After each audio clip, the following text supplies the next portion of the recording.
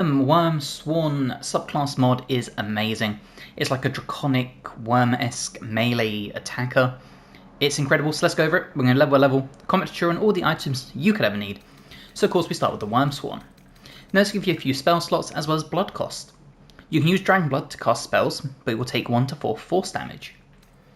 And Draconic Sense. Gives advantage on perception checks and a +1 to initiative. Very helpful. And then WyrmSworn. Add a proficiency bonus to attack rolls with simple weapons. Now we're getting a few cantrips, so for this one I would take Firebolt and I would take Ray of Frost, so we've got 2 different damage affinities. And then for a spell here we are going to take Fireball because it's Fireball. Now if you're Draconic Ancestry, take whatever damage type you want an affinity with. So you can do Poison, you can do Cold, you can do Lightning, you can do Acid, you can do Fire. I'm just going to select Fire, but obviously pick spells based on your damage type. And that brings us to Blade of the Worm. So for this we gain Worm's Judgment. You can smite using your Worm Oath. We add a proficiency bonus to attacks with greatswords, hence why we're using the Sword of Chaos. Blade of the Worm, so wearing light armor will not impose disadvantage on attack rolls or prevent you from casting spells. And we gain the same for medium armor.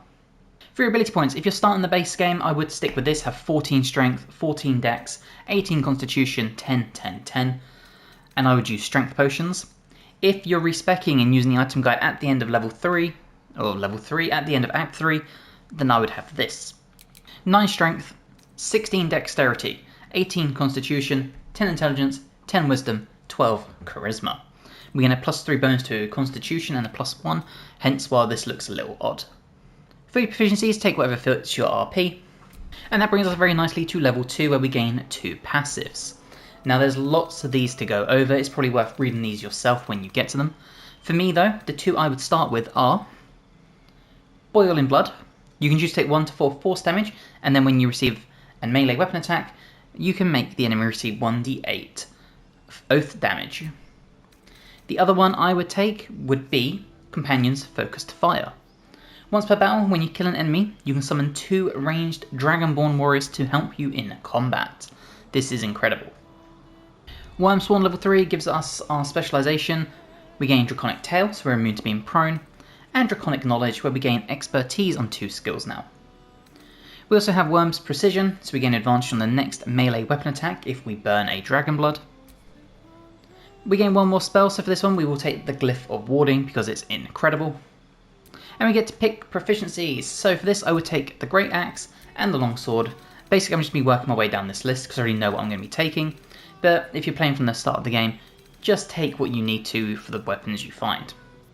For your expertise, again, fill in whatever you need for this build. Level 4 brings our first feat, so for this one we're going to take the ability improvement and max our constitution at 20. WyrmSworn level 5 will bring Draconic Presence. Once per combat, when an enemy hit you, they may be turned. Draconic Heritage, so once per turn per enemy, when you deal damage, you deal an extra 1d4 oath damage. And Wyrm's Ancestry. Your smites never deal less than half damage. You also gain an extra attack at this point, and 2 more passives. Now for a spell here, for a cantrip, we will just take Light, very good utility based spell. And then for a spell here, let's take Hellish Rebuke, so we've got a reactionary based spell. And again for your weapons, just fill in what you need based on the equipment you have. WyrmSworn level 6 brings 2 more passives. Now for these 2 I would actually take the top 2, so Blood Gift.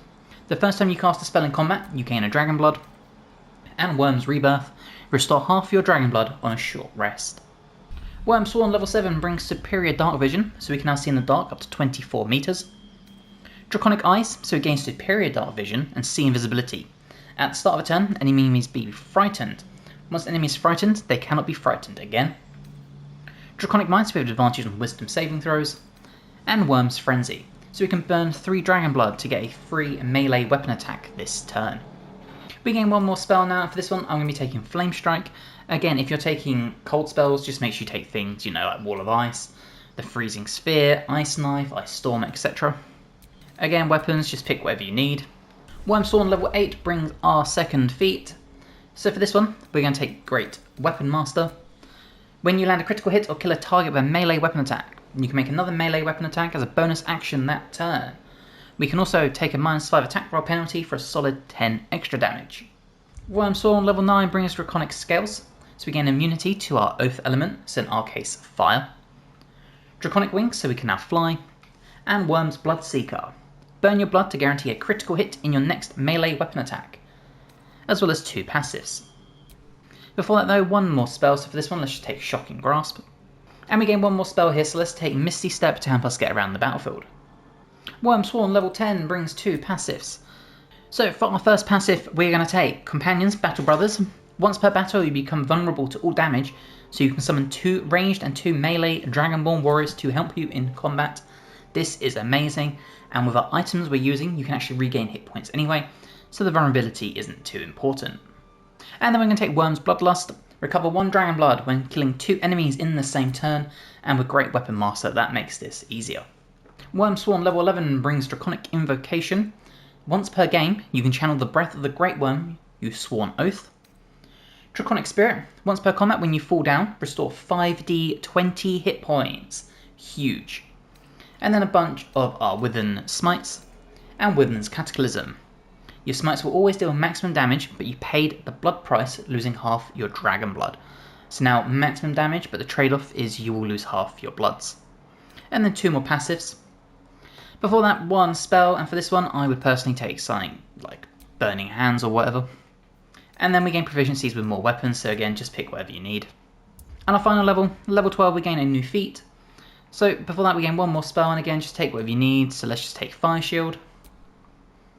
And then for a feat here, I would take Savage Attacker. So we'll roll our damage dice twice, and we use the highest amount. Okay, let's go over our items, and we start with the Helldusk Helmet. So we cannot be critically hit, and we'll have a +2 bonus to saving throws against spells. If you want to take Severok's Horned Helmet to reduce your critical number, you could. The Flesh Melter Cloak, so whenever we take melee damage, the attacker will take 1 to 4 acid damage. Blackguard Greaves to give us Long Strider and Athletics +1. The Helldusk Armour, this will set our armour class to 21. When we succeed a saving throw, the caster will receive Burning. We're also resistant to fire damage, you can't be burned, and we take 3 less damage from all sources. Again, really useful considering our vulnerability we can give ourselves to all damage types. The Gauntlets of Hill Giant Strength, which is why our strength can be at 9, because this will set it to 23. The Ring of Regeneration, at the beginning of our turn, it will activate and heal us for 1 to 4 hit points. The Killer Sweetheart, so when we kill a creature, our next attack roll will be a guaranteed critical hit once per long rest. The Moondrop Pendant, so whenever we have 50% hit points or less, we won't provoke opportunity attacks. Again, really useful for our vulnerability. And then the Sword of Chaos. This is a great sword, obviously, so we get it paired with our class features, and on a hit, we regain 1 to 6 hit points. So that is the build, let's go check it out. Okay, you can see we got 1 enemy frightened here and 1 enemy frightened here, and they are as well. So that class feature instantly kicks in. Now you see we have a plethora of things we can do. So if we were to come into the middle here, roughly here, let's start off with a big old Dragon Breath, and we'll do it on the Spellcaster. And you'll see you can really torch them for some damage. Now, because we've done a action, we can actually burn some of our Dragon Blood. You see we've got 14 in the bottom, and this will give us a free weapon attack, which we can use on this enemy here. And you'll see huge damage and the Necrotic on top, and because it's the Sword of Chaos, we got 5 hit points back even though we didn't need them. You'll see so many frightened enemies around. And a huge miss thanks to our incredible AC. And when they did hit, they took acid damage from us. Okay, you see, start of our turn, we got the 4 hit points back. And there's a few things we can do. So let's turn on our Boil the Blood. We can take 1 to 4 force damage, and when we receive a melee weapon attack, they'll take 1 to 8 oath damage. So we'll turn that on. The next thing we are going to do is we're going to summon some of our companions, so we'll bring them here. So this will give us vulnerability, but you see we've now got a bunch of summons on the battlefield. And we still have some other options, so we could guarantee a critical hit on our next attack. We can gain advantage on the next attack, or we can burn another 3 blood for another guaranteed weapon attack, and smack the enemy in front of us. And there you see the enemy is taking fire and acid damage now every time they hit us. And now you see our archer gets to take a turn, and a big hit killing the enemy. Okay, you can see we've got 2 hit points thanks to our ring, and we're currently on 49 health. So let's throw out some basic attacks. We're going to heal up, and we're going to finish off the enemy. This has triggered our Executioner's Ring, and our Great Weapon Master, meaning we can do a bonus action attack, and we can guarantee it's a crit. Just like that, and we regained 6 hit points, and we dealt a massive amount of damage to them. So you see, we've really pumped out the damage with this build, and we've got 3 companions ready to help us get rid of everyone.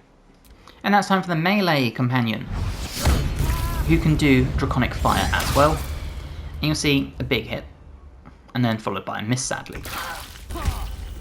You see the enemy's taking fire damage, and we've had 2 big misses thanks to our AC. Another 1 hit point, we did take 3 force damage though, but let's throw out a Flame Strike. We'll do this at level 4, and try and land some huge damage, just like that. Once again, if we wanted to, we could burn a Dragon Blood to make sure we can do a weapon attack against Skeeve here. Which sadly missed, which isn't ideal. And you'll see our companions are now starting to disappear. More Draconic Fire, and you see they're taking fire and acid damage, but we're taking huge damage too.